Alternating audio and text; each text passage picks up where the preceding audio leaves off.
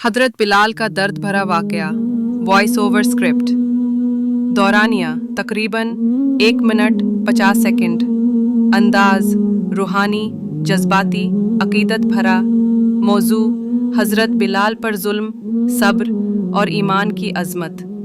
शुरू करते हैं अल्लाह के बाबरकत नाम से। वो हबशा का सियाह फाम गुलाम था, मगर ईमान का ताज उसके सर पर चमकता था।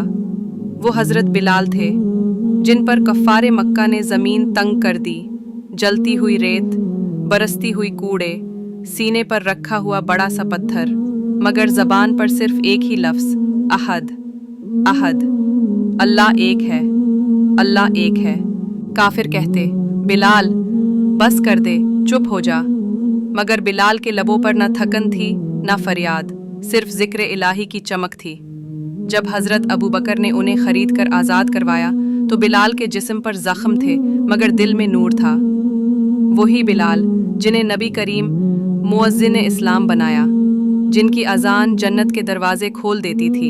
एक दिन हुजूर ने फरमाया, बिलाल, मैंने तुम्हारे कदमों की आहट जन्नत में सुनी है। क्या खुश नसीब है वो जिनका नाम ज़मीन पर लिया जाए और आवाज़ जन्नत में गूंजे।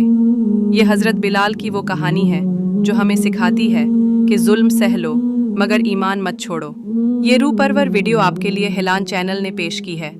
अगर आपको हज़रत बिलाल की कुर्बानी ने दिल को छू लिया हो तो वीडियो को लाइक करें, शेयर करें और अगली इस्लामी वीडियो के लिए चैनल को ज़रूर सब्सक्राइब करें।